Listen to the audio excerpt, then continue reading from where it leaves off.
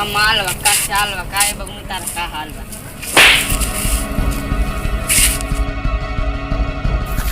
मार के बदला कहीं लेबे कराबे बगू। ए भीम बाबू आवत तनका हो सुनवा आवत या जाके ले ले आवत।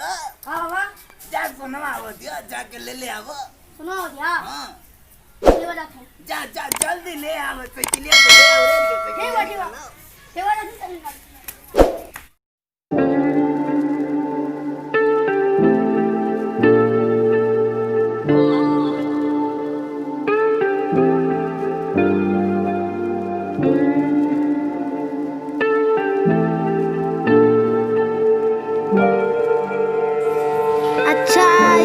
बाबा की है कॉमेडियन बाबा की है जाएगा बा पैसा राखी पैसा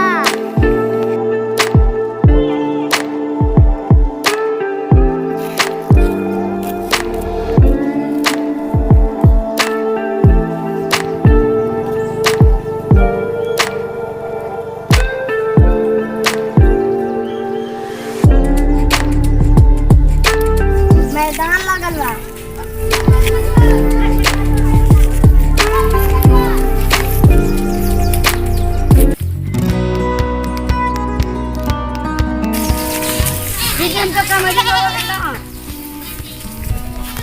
कॉमेडियन बाबा बोले हाँ हमको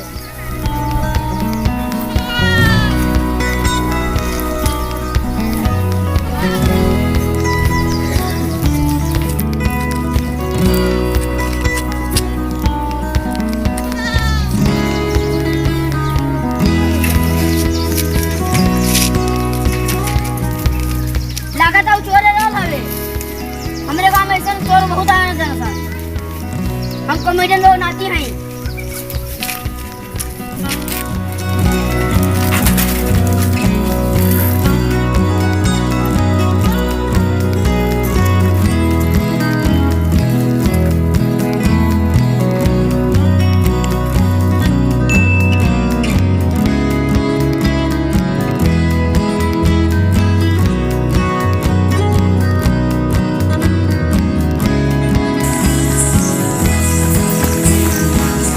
अरे गवा घास नहीं लेके आए भैया।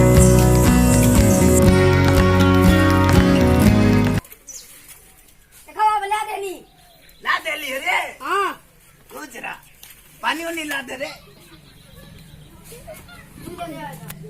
बिस्किट या रे रख ले रानी कहाँ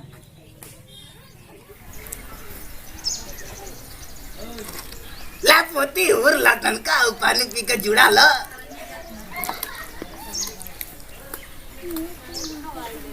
और लीला तनका तनक और काला भैंस मत हो जाओ पतराय गइलू तू तहरी हम रहत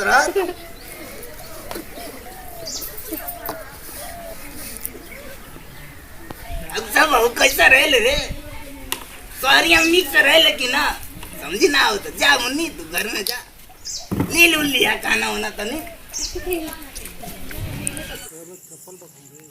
भाई भाई भाई भाई हाँ भाई एगो ताजा खबर बाटे। कौन ताजा खबर बा? जल्दी तो जल्दी जल्दी तो जल्दी। बुढ़वा के एगो टंच माल आइल एकदम। हाँ बुढ़ा के माल आइल बाटे तब चल चले के चल भाई दिखाओ तनी।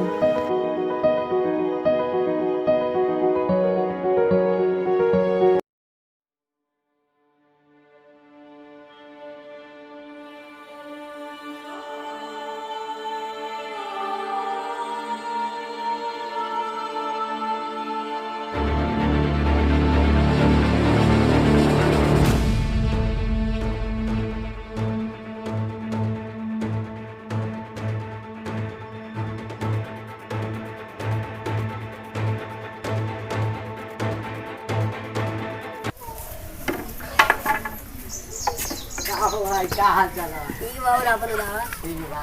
हाँ बुढ़ऊ ठीक है रे। और घर परिवार सब ठीक। चला ठीक है चलिए।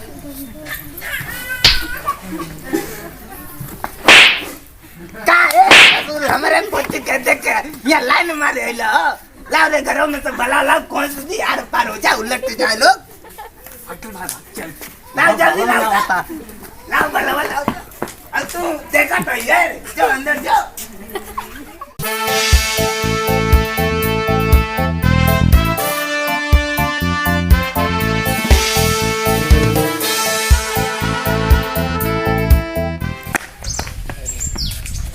जा ये बूढ़ हो एगो तार में बल्ब जलता लोके तो पिलास लेके काट देला हाँ तो यो तार के काट दे लालटेन जला के तारते रही खाए बूढ़ऊ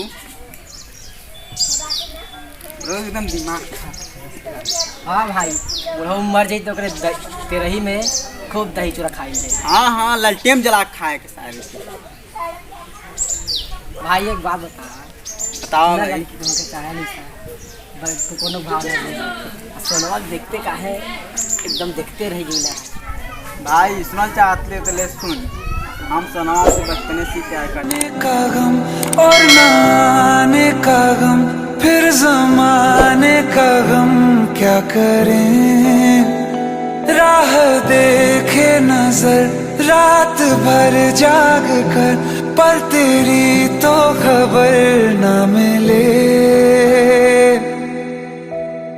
बहुत आई गई यादें मगर इस और ओकर मम्मी पापा के मुंबई लेके चल गए तब से ना मिलल।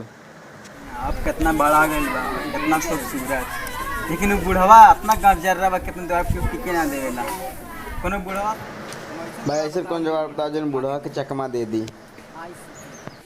पूछ ले भाई बताओ भाई। ठीक बा भाई बहुत बढ़िया जुगाड़ बा चल फिर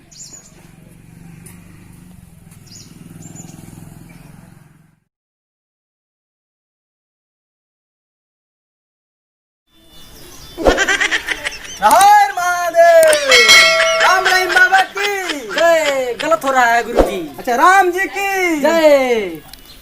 बुढ़ऊ तेरे पोती के ऊपर बहुत बड़ा लफंगा मंडरा रहा बा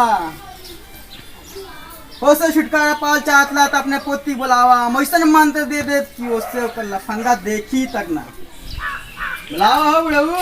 ए बेटी अब हो पंडित जी से तनका मंत्र मंत्र ले लो सुना आओ जल्दी। पंडित जी हो उस गांव का लफंगा तनका एकरा पीछे पड़ गए नीचे दे दिया मंत्र हो। ठीक बा मड़ई में ले जाए बाटे की ताकि मंत्र दी के जान ना पाए ले जा मंत्रिया दे दिया कि गुंडवा पीछे ना लागे तो। ठीक बा ये रहिया कहीं जइया ना बेले का 5 मिनट में। अच्छा सोना हाँ मेरे साथ चलो तुम भी वहाँ पर रहना।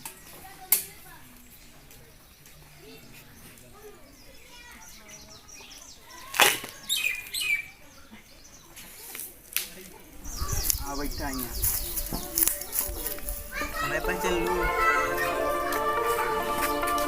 ध्यान से देखा मैं पहचाना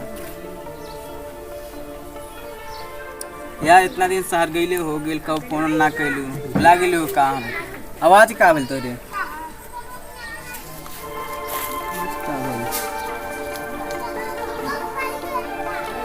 काली चटनी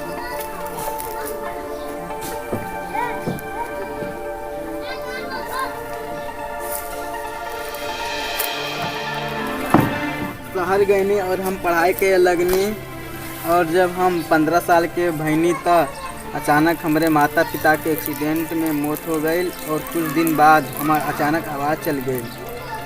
अच्छा ये बात बा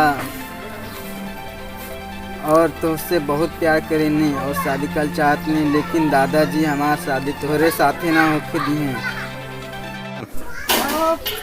कहाँ रह गए हो तार बाबा अभी नहीं दे नहीं जाए देखें जा क्या करत हूँ जान दे बहुत देर करत हूँ अब मैं।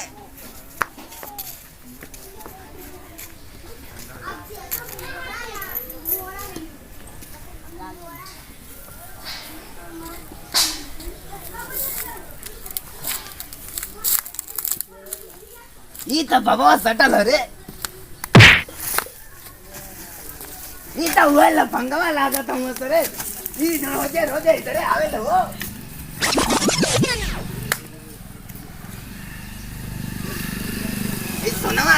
ते हिनन के साथ रहियो रे बता दे चाहिए पंडित बाबा ना हुआ तो लफंगा हुआ से चल दे चाहिए तू के यहाँ से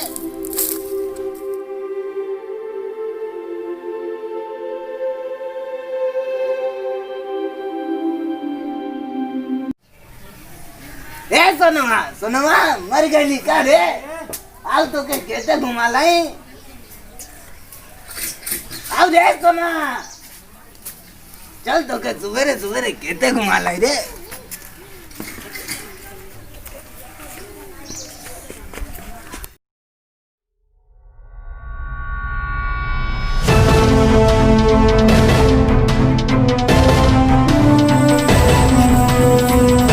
काय बड़ा हुआ तुम चिड़िया कहाँ ले जातला जाए दे रे हमनी के करियवा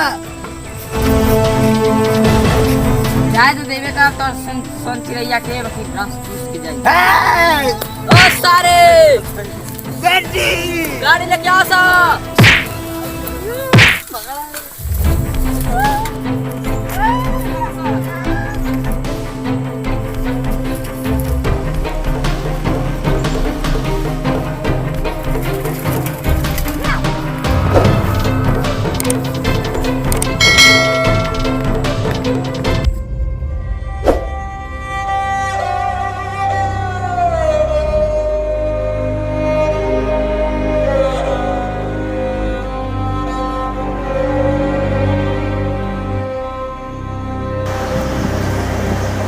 अरे कौन आदमी है?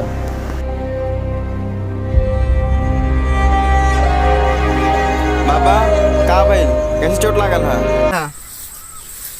अरे वो सोनवा के कुछ करियवा लेके गुंडा बुला के लेके चल गइल रे करियो ले गइल माई तो के ले जा अस्पताल हम जात नहीं की देखत नहीं ले चला लोग भैया दवाई करा दे लोग